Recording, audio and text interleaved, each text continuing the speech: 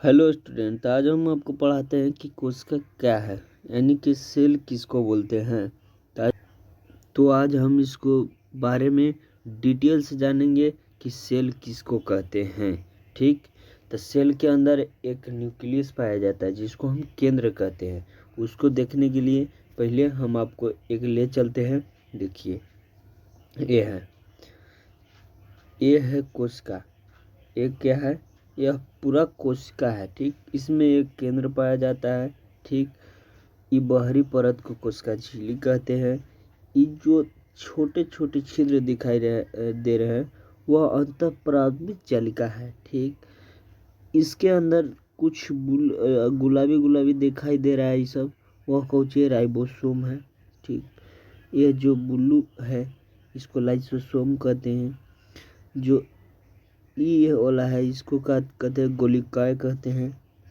चलिए आपको और बता दें तो ये है माइटोकॉन्ड्रिया। माइटोकॉन्ड्रिया इसी में पाया जाता है। ठीक, तारका ये है कोशिका द्रव इसी में पाया जाता है, यानी कि इसमें जब कोशिका को देखिएगा ना तो इसमें ऐसे छोटा छोटा एकदम पतला पतला सा अथी बने रहेगा द्रव, वैसा उसी को क्या कहते हैं, कोशिका द्रव कहते हैं। चलिए तो सब के बारे में ये सब के हम परिभाषा को देख लेते हैं। हम लोग तो समझ ही गए कि ये जो है ये कोशिका है। ठीक, ये क्या है, ये कोशिका है।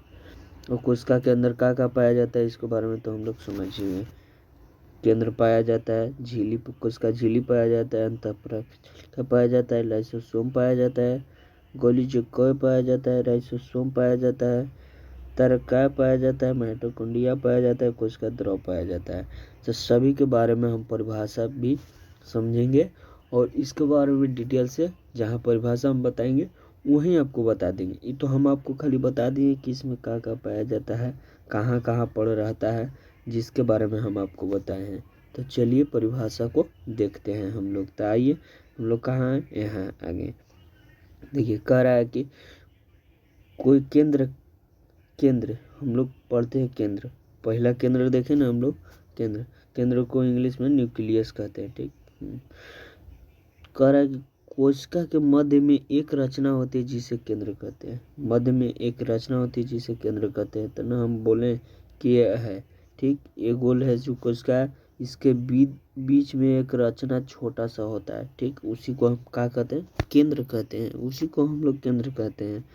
ठीक ना, यह पादप कोशिका तथा जंतुओं कोशिका दोनों में पाया जाता है। यह कह रहा है कि पादप कोशिका तथा जंतु कोशिका दोनों में पाया जाता है। ठीक, पादप जैसे पेड़ पौधा, जंतु जैसे मनुष्य सब है ना, ये दोनों में पाया जाता है केंद्रक।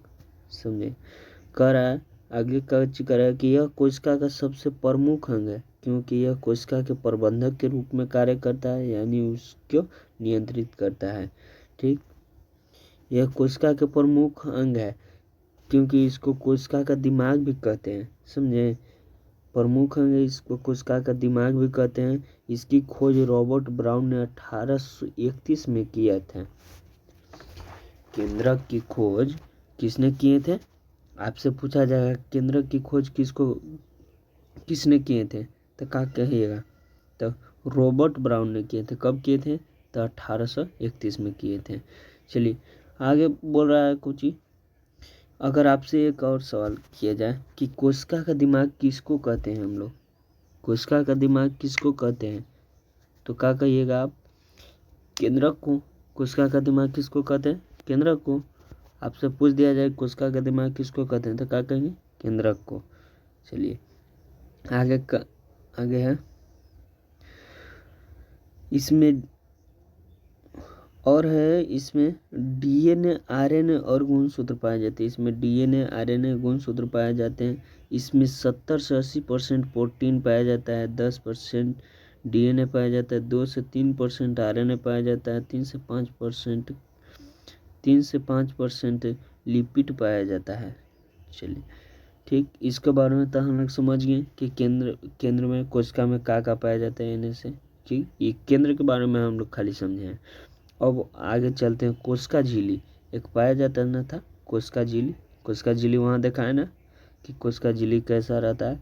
तो उसको ही बारे में हम लोग समझते हैं। तो कह रहा है हम लोग समझते हैं कोशिका झिल्ली के बारे में। तो कोशिका के सभी अवयव एक झिल्ली के द्वारा घिरे रहते हैं, इसी को कोशिका झिल्ली कहते हैं। देखिए ये जो है ना सब बाहरी वाला परत, इसी को कोशिका झिल्ली कहते हैं। इसी के अंदर ही सब अवयव है, सब अवयव है ना घेरा हुआ, और जो ऊपरे का परत है ये सब गोले गोले, इसी को क्या कहते हैं, कोशिका झिल्ली कहते हैं। ठीक, यह जंतु तथा पादप दोनों में पाया जाता है, यह भी दोनों में पाया जाता है। जैसे केंद्र दोनों में पाया जाता था ना कोशिका के अंदर, वैसे भी पाया जाता है। कराया आगे कि यह कोशिका के अंदर जाने वाले पदार्थ का नियंत्रण करता है। जो कोशिका के अंदर पदार्थ जाता है ना उसी को नियंत्रित करता है। मान लीजिए कि कोई कचरा ये सब जा रहा है बाहरी से, तब बाहरी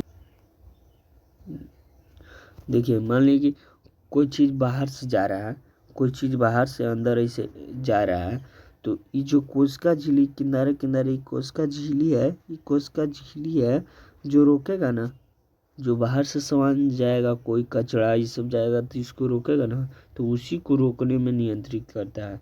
यह कह रहा है कि कोशिका के अंदर जाने वाले पदार्थ को नियंत्रित करता है। ठीक, कि कैसा पदार्थ जा रहा है।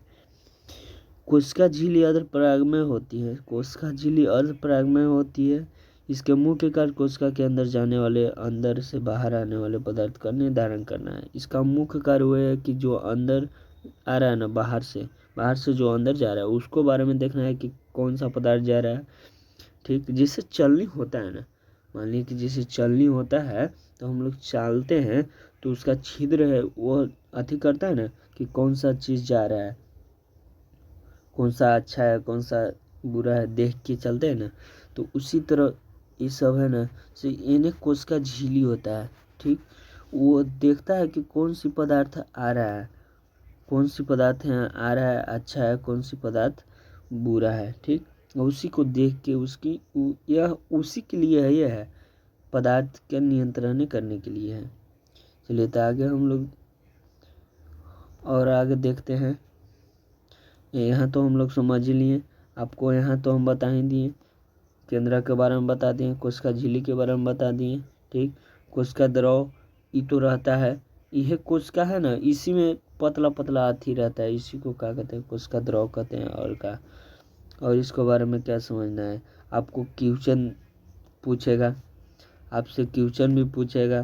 तो क्वेश्चन कैसे पूछेगा, तो देखिए कहेगा कि सबसे छोटी कोशिका कौन है, सबसे छोटी कोशिका तो माइकोप्लाज्मा है, सबसे छोटी कोशिका माइकोप्लाज्मा है। सबसे बड़ी कोशिका किसकी है, तो शुतुरमुर्ग के अंडा को, सबसे बड़ी कोशिका किसकी होती है, शुतुरमुर्ग के अंडा को। शुतुरमुर्ग ये नहीं पाया जाता, राजस्थान में जाएगा ना तो एक पक्षी रहता है, बड़ा सा पक्षी, उसी को अंडा रहता है इतना बड़ा, उसी की सबसे बड़ा कोशिका है, समझे। आगे करा है कि मानव शरीर की सबसे छोटी कोशिका क्या होती है, तो शुक्राणु होती है। मानव शरीर की सबसे छोटी कोशिका शुक्राणु होती है। मानव शरीर की सबसे बड़ी कोशिका अंडाणु होती है, और मानव शरीर की सबसे लंबी कोशिका तंत्रिका कोशिका होती है। ठीक, तो हम लोग इसके बारे में ऑब्जेक्टिव भी देख लिए, क्वेश्चन भी कुछ देख लिए, और डिटेल में उन्हें भी पढ़ लिए कोशिका सेल के बारे में, और कोशिका सेल के अंदर से कुछ हम लोग क्वेश्चन भी देख लिए, तो अच्छा है। और देखते हैं हम लोग, एक आता है क्या, इसी में आपको बोलेगा कि कोशिका सिद्धांत क्या है। ठीक, हम लोग वो सब तो पढ़ लिए, अब बोलेगा कि कोशिका सिद्धांत क्या है, तो हम बताएंगे ना। मान लीजिए कोशिका के बारे में पढ़ लिए, अब उसको पत्ते नहीं है हमको कि हाँ कोशिका सिद्धांत के दिया है, कैसे हुआ है, वो भी पता होना चाहिए ना। तो इसके बारे में हम आपको बताते हैं। जर्मनी के वनस्पति वैज्ञानिक हैं जिनको नाम है M.J. स्लाइडेन। ठीक, जर्मनी के एक वैज्ञानिक आया, ठीक ना, पहला बार एक जर्मनी के वैज्ञानिक आया जिसको नाम था कौची, M.J. स्लाइडेन ने। और जर्मनी के ही जंतु विज्ञानी थियोडोरिस स्वान ने कोशिका सिद्धांत दिया। कोशिका सिद्धांत की प्रमुख बातें हैं, कह रहा है कि यह दोनों ही मिलके, एक आया जर्मनी के अथी, ठीक, वनस्पति वैज्ञानिक, ठीक, और यह जंतु के वैज्ञानिक थे कौन, थियोडोर स्वान, और यह दोनों मिल कर दिए कोशिका सिद्धांत, और कुछ प्रमुख बात बताएं कोशिका के बारे में।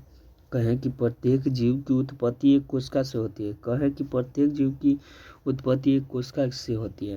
मतलब कोई भी जीव है ना, कोई भी जीव, जैसे मनुष्य, बच्चा हुआ, चिड़िया हुआ, कुछ भी हुआ, उसका उत्पत्ति कौन चीज से हुआ? तो उसका उत्पत्ति हुआ, कोई भी जीव पृथ्वी पर, उसका उत्पत्ति कौन चीज से हुआ? कोशिका से हुआ। कहे कि प्रत्येक जीव का शरीर एक या बहुत सी कोशिका से बना होता है। प्रत्येक जीव का है ना शरीर, वो कोशिका का बना होता है।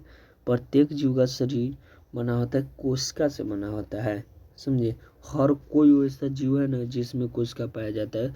इसमें कोशिका भी दो प्रकार से होता है, एक होता है एकक कोशिका, एक होता है बहु कोशिका। तो कुछ में एक कोशिका पाया जाता है, कुछ में बहु कोशिका पाया जाता है। और क्या करें, प्रत्येक कोशिका एक स्वाधीन इकाई है, तथापि सभी कोशिकाएं मिलकर कार्य करती है, फलस्वरूप एक जीवन बनाती है। सब मिलकर कार्य करती हैं अंदर।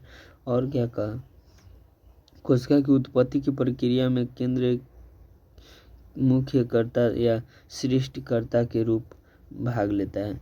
करा कि ये सब जो है ना, कोशिका उत्पादन होता है ना, कोशिका प्रक्रिया जो करता है, उसमें क्या होता है, केंद्र के मुख्य कार्य रहता है।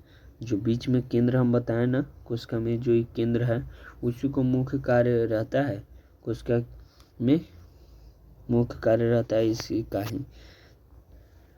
तो अगर आपको वीडियो अच्छा लगा तो लाइक कीजिए, सब्सक्राइब कीजिए और शेयर कीजिए। ठीक, ऐसा ही वीडियो मिलेगा और हम डिटेल में पढ़ेंगे और आगे पढ़ाएंगे अगला वीडियो में। और कुछ ऑब्जेक्टिव क्वेश्चन भी हम इससे मिले जुले देंगे।